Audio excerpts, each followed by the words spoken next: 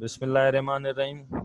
कल का टॉपिक जहाँ पे हमने छोड़ा था वहीं से स्टार्ट करेंगे। थोड़ा सा मैं आपको ओवरव्यू देता चलूँगा ताकि आप लोगों के लिए आसानी होती जाए और आपको और ज़्यादा क्लियर होता जाए। ठीक है, कल हमने यही पढ़ा था कि आर्टिफिशियल वेरिएबल टेक्निक क्या होती है।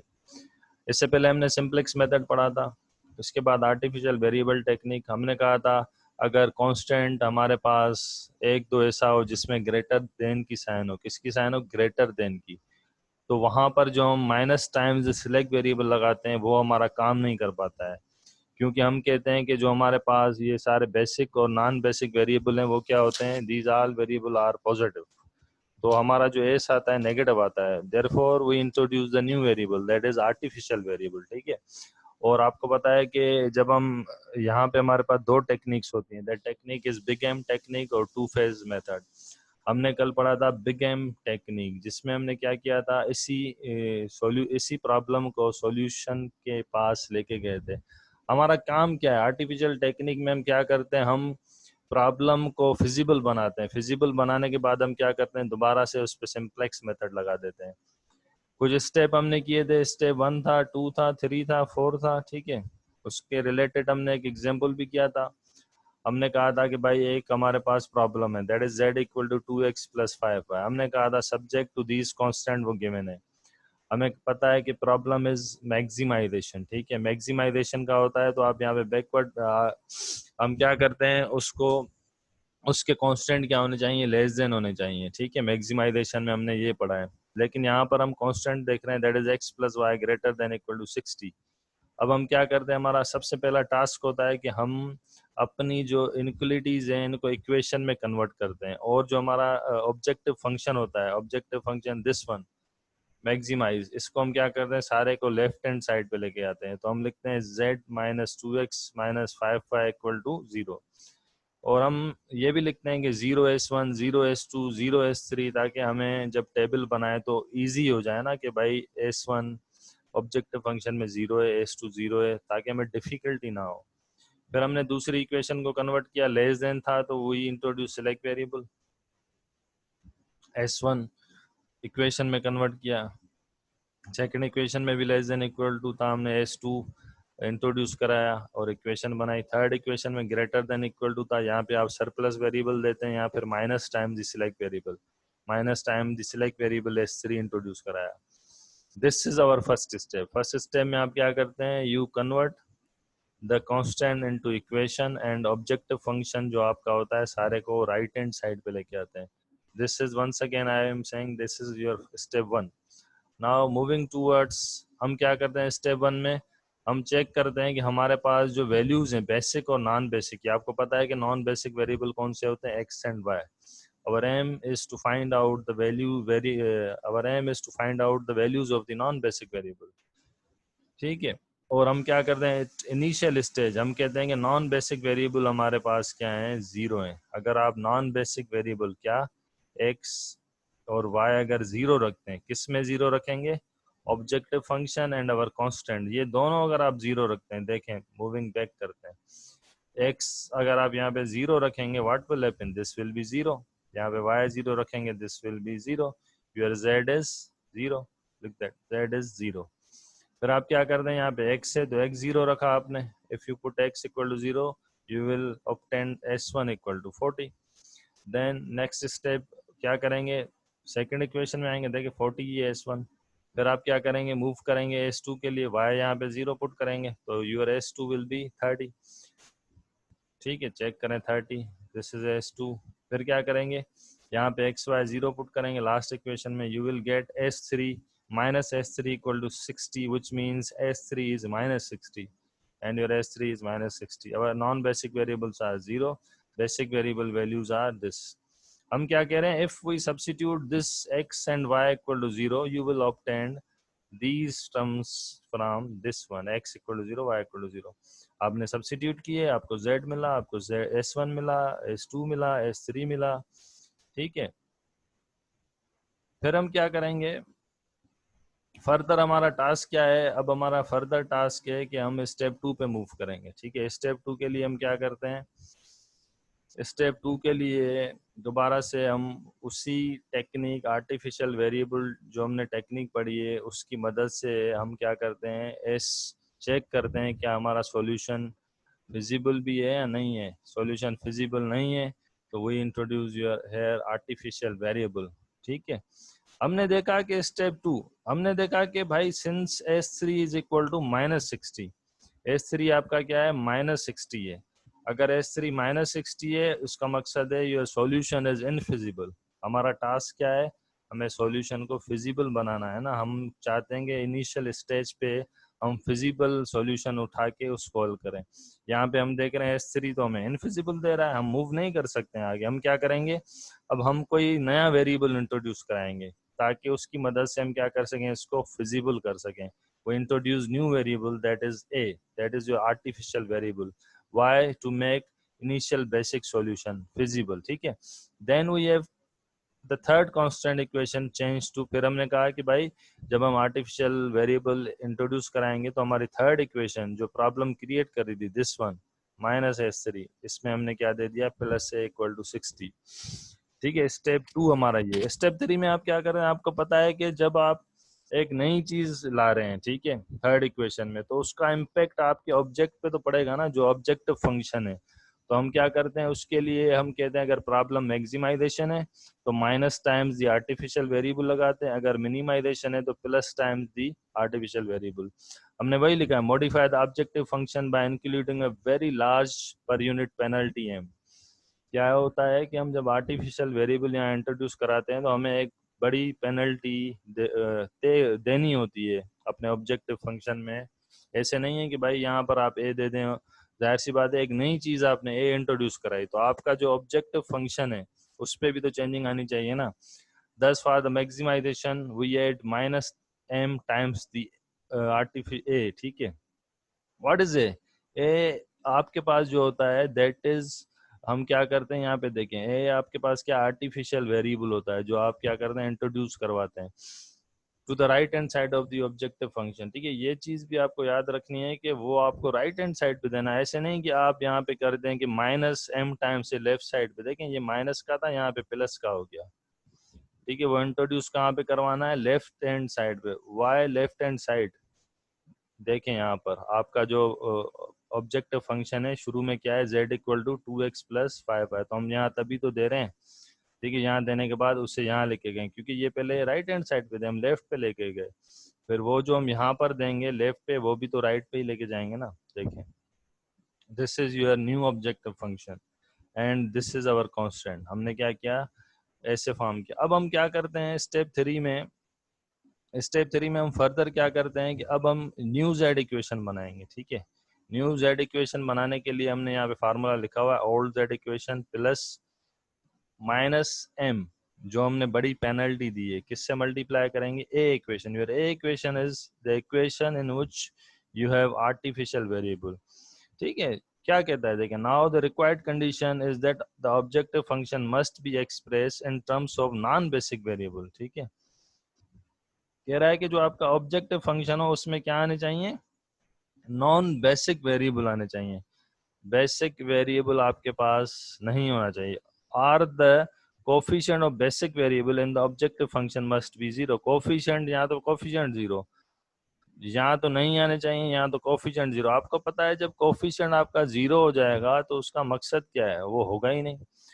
Then in the problem the static basic variable are s1 s2 and a। हम कह रहे हैं कि जो हमारे पास starting basic variable है in this situation have s1 s2 and a। The coefficient of a must be made zero. देखें आपके पास क्या कह रहा है, नॉन बेसिक, हमारे पास ए आ रहा है और आपका ए क्या है, बेसिक वेरिएबल है। हमें इस ऑब्जेक्टिव फंक्शन से ए को भाई रिमूव करवाना है। ठीक है, तो यही कह रहा है the coefficient of A must be made zero in the objective function, a result which is obtained by multiplying the corresponding constant equation including the artificial variable by -m and adding to the objective function. हम क्या कर रहे हैं, जो हमारी जिसमें artificial variable आ रहा है उस इक्वेशन को किससे मल्टीप्लाई करवा रहे हैं, -m से, और किस में ऐड कर रहे हैं, जो हमारी पुरानी z इक्वेशन है। तो हमें क्या मिल जाएगी, न्यू z इक्वेशन। ठीक है, तो जो आपके पास न्यू जेड इक्वेशन होगी दैट विल बी, देखें old z equation plus penalty multiply by the third equation in which you have artificial variable। अब क्या करेंगे, सिंप्लीफाई करेंगे। हमें क्या करना है यहाँ पे, हमें यहाँ पर जो हमारा आर्टिफिशियल वेरिएबल है उसको ए को हमें क्या करना है, रिमूव करना है। कोफिशिएंट जीरो या फिर रिमूव करना है, एक ही बात हो जाएगी ना। तो हमने क्या किया, सिंप्लीफाई किया। देखें z minus two x minus, यहाँ पे क्या किया हमने, फिर सिंप्लीफाई किया। देखिए माइनस फाइव एक्स, यहाँ पे पहले हम क्या करते हैं, ऐसे मल्टीप्लाई करते हैं, सिंपली ओपन करते हैं। z minus two x minus five y plus M A minus M x minus M y minus minus plus M S three minus M A equal to 60m। ठीक है, minus 60m ये multiply कर रहा है। तो फिर क्या करेंगे, फिर हम क्या करते हैं, x की वैल्यूज़ x के साथ रखते हैं, y की वैल्यूज़ y के साथ रखते हैं, और जो हमारे पास कांस्टेंट है जिसमें आपके पास m आ रहा है उसको हमने राइट साइड पे रखा हुआ है। फिर हम क्या कर रहे हैं, यहाँ से कॉमन लेते हैं। हमने देखा कि इन दोनों में x आ रहा है तो x हमने कॉमन ले लिया, minus two minus m, this is z, then plus, ठीक है, क्या कॉमन लिया, y, क्या बचा, माइनस फाइव माइनस m, ये ms3 equal to minus 60m. Now the initial table and simplex method is present and below, and further iteration are carried out to obtain a final feasible solution. अब कह रहा है कि जो हमारे पास ये new Z equation है, हमने देखा कि इसमें आपके पास कोई भी जो है कौन सा वेरिएबल नहीं है, बेसिक वेरिएबल नहीं है। तो अब आप क्या करते हैं, अब आप इसको फर्दर हल करते हैं बाय यूजिंग सिंपलेक्स मेथड। और आपको पता है कि सिंपलेक्स मेथड में हम क्या करते हैं, यहाँ लिखते हैं इक्वेशन 0 1 2 3, यहाँ पे बेसिक वेरिएबल आते हैं। आपके बेसिक वेरिएबल कौन से हैं, S1 S2 एंड A। ठीक है, S3 को हमने रिप्लेस कर दिया A के साथ। और यहाँ पर क्या आते हैं, कोफिशिएंट्स। कोफिशिएंट किसके कोफिशिएंट भाई, Z का, X का, Y का, S1 S2 S3 A। फिर यहाँ पे जो Z है, दिस Z, यहाँ पे Z इक्वेशन। फिर यहाँ पे हम क्या करते हैं, हाँ ये Z का कोफिशिएंट लिखेंगे, यहाँ पे X का, यहाँ पे Y का, यहाँ पे S1 S2 S3 A। सारी इक्वेशन में से हम क्या करते हैं, वेरिएबल लिखते हैं। देखें इन दिस इक्वेशन Z का कोफिशिएंट क्या है, 1, दिस इज 1। x का कोफिशिएंट क्या है, minus two minus M, this is minus two minus M. इसमें y का कोफिशिएंट क्या है, minus five minus M, this is minus five minus M. यहाँ पे S1 है, S1 तो नहीं है, जीरो हो गया। S2 है, नहीं है तो जीरो हो गया। S3 का कोफिशिएंट क्या है, m। ठीक है, a का क्या है, a तो है ही नहीं, जीरो। राइट हैंड साइड पे क्या बचा, minus 60m, this is your minus 60m। फिर हम क्या करते हैं, फिर हम चलते हैं S1 इक्वेशन पे, S2 इक्वेशन पे। और S1 इक्वेशन आपको याद होगी, your S1 equation is x plus S1 equal to 40। Right side पे 40 आएगा, x का कोफिशिएंट 1 होगा और S1 का कोफिशिएंट क्या होगा, 1। देखें यही है, राइट साइड पे 40, S1 का कोफिशिएंट 1, x का कोफिशिएंट 1, x का कोफिशिएंट 1, S1 का 1, राइट साइड पे 40, एक्सेप्ट ऑल विल बी 0। बाकी सारे क्या पुट करेंगे आप, 0 पुट करेंगे। फिर देखें इक्वेशन 2, y का कोफिशिएंट 1, S2 का 1, राइट साइड पे 30, बाकी सारे क्या होंगे, 0। देखें राइट साइड पे 30, S2 का कोफिशिएंट 1, y का कोफिशिएंट 1, बाकी सारे 0, क्योंकि है ही नहीं तो 0 होंगे ना। फर्दर क्या करेंगे, x plus y minus S3 plus A equal to 60। तो क्या होगा इसमें, x का कोफिशिएंट 1, y का 1, S3 का माइनस 1, a का 1, राइट साइड पे 60। देखें राइट साइड पे 60, a का कोफिशिएंट 1, S3 का माइनस 1, y का 1, x का 1, ऑल अदर विल बी 0।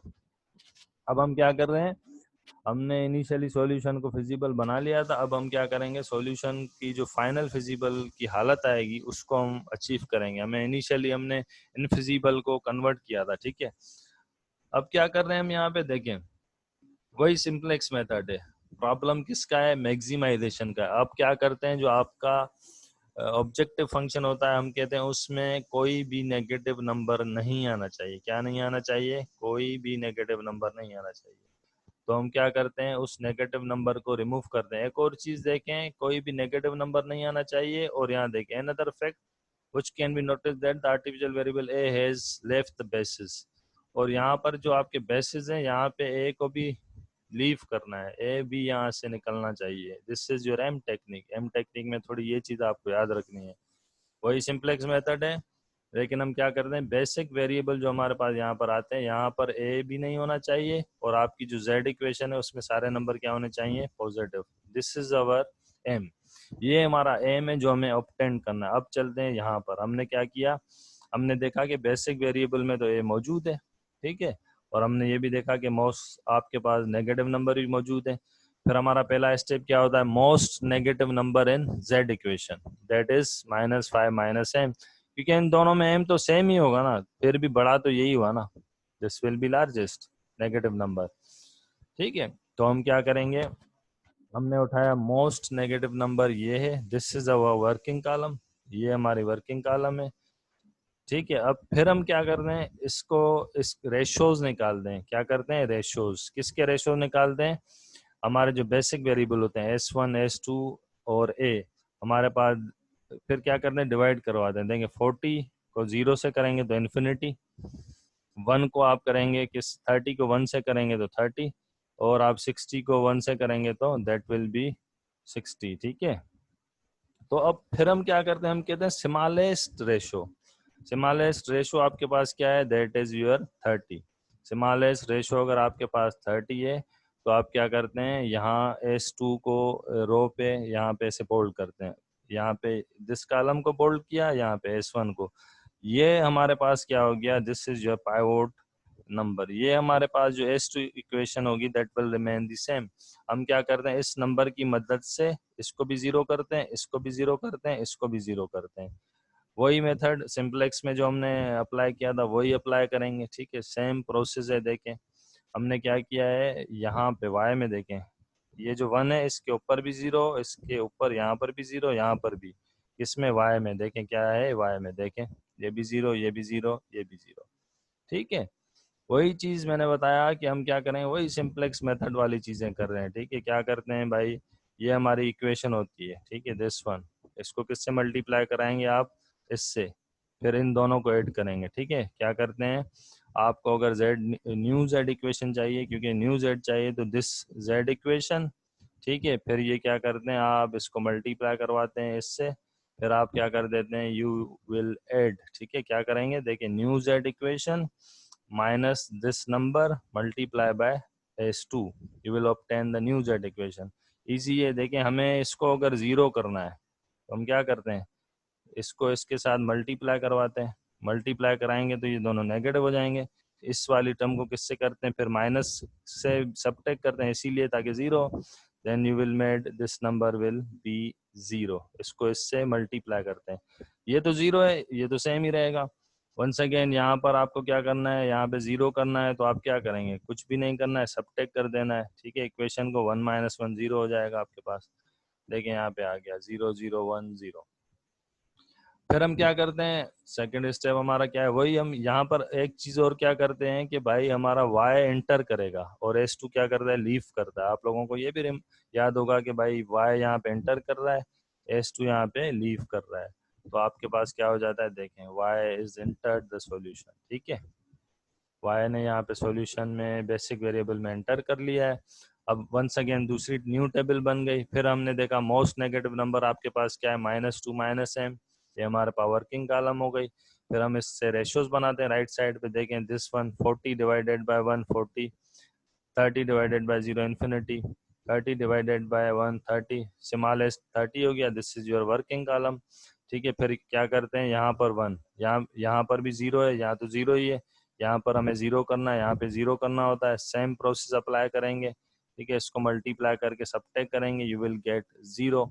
तो फिर यहाँ पर भी 0 करना है, यहाँ पर भी आपको क्या करना है, 0, देखें दिस इज योर x, यहाँ पे 1 ही रहेगा, ठीक है।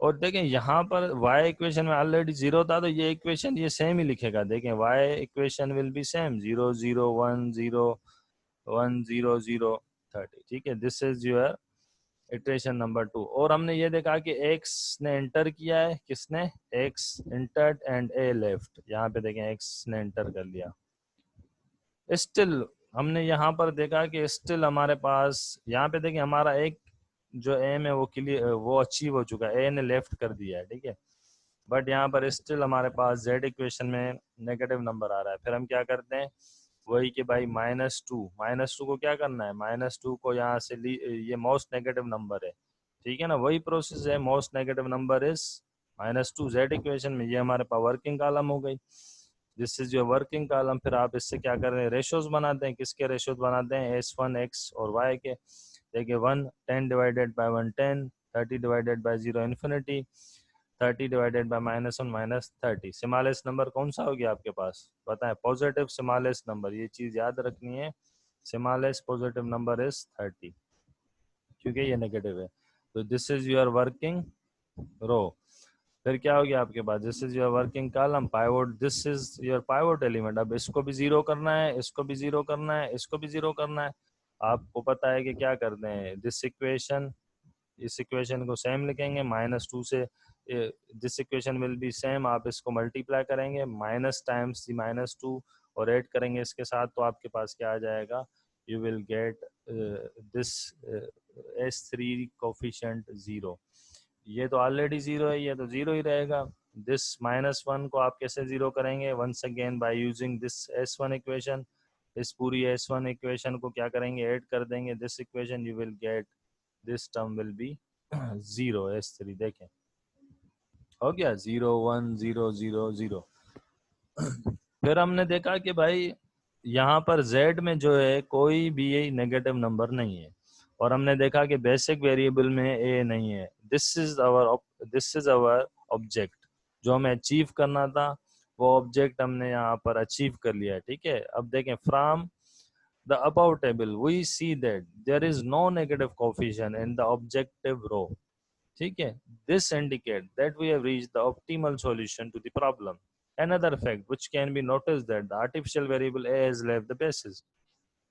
दूसरा फैक्ट ये है कि a ने भी basis को लेफ्ट कर दिया। Hence we have the original constant and original objective function preserved। The optimal solution is, ये हम उस फर्म को या उस कंपनी को एडवाइस देंगे कि जिसका भी ये मॉडल है कि भाई आप अगर ये चीज़ें इतनी बनाएं तो आपको प्रॉफिट होगा। ठीक है, अगर आपको पता है प्रॉफिट की बात है, मैक्सिमाइजेशन में उनके प्रॉफिट को हमें बढ़ाना है, this is our required result. कुछ स्टेप मैंने यहाँ पे डायरेक्ट किए क्योंकि आप लोगों ने सिंप्लेक्स मेथड पढ़ा हुआ है। यहाँ से जब हम इक्वेशन बना रहे थे कि भाई न्यू जेड इक्वेशन, जो हमें यहाँ पे इसको ज़ीरो करना है, इसको ज़ीरो करना है, इसको ज़ीरो करना है, ये ऑलरेडी हम सिंप्लेक्स मेथड में कर चुके हैं। यहाँ पर जैसे दिस वन, यहाँ पर इसको हमने देखा कि ज़ीरो करना है, इसको ज़ीरो करना है। ठीक है, तो ये हम ऑलरेडी कर चुके हैं। यहाँ पर देखें, इसको ज़ीरो करना है, इसको ज़ीरो करना है, इसको, ये तो ज़ीरो, ये जो ज़ीरो है तो उनको तो हमें ज़ीरो नहीं करना होता है। बाकी जो नॉन ज़ीरो है उनको ज़ीरो करने के लिए आपको पता है कि हम वही उस इक्वेशन से मल्टीप्लाई करते हैं और फर्दर उसको सॉल्व करते हैं। और यहाँ पे देखें लास्ट स्टेप जो हमने ये किया था, हमने क्या कहा था, यहाँ पे आपके बेसिस में S3 क्या करेगा, S3 will enter and S1 will left. ठीक है, देखें S3 ने एंटर कर लिया, दिस इज अवर रिक्वायर्ड। हम कहेंगे कि भाई आपको x, जो भी x है, ठीक है, डिसीजन वेरिएबल वो 40 का करना है, y जो है 30 का, और S3 जो आपको है 10 का करना है। This is our required solution जो आप लोगों ने ऑब्टेन किया। ये कल का जो एग्जाम्पल हमने कल कंप्लीट नहीं किया था उसको आज हमने कंप्लीट किया है। बाकी जो इंशाल्लाह ताला है, बाकी जो नेक्स्ट टॉपिक है इंशाल्लाह ताला हम नेक्स्ट क्लास में स्टार्ट करेंगे। अब चलते हैं, जिसको जो क्वेश्चन पूछना है वो क्वेश्चन पूछ सकता है।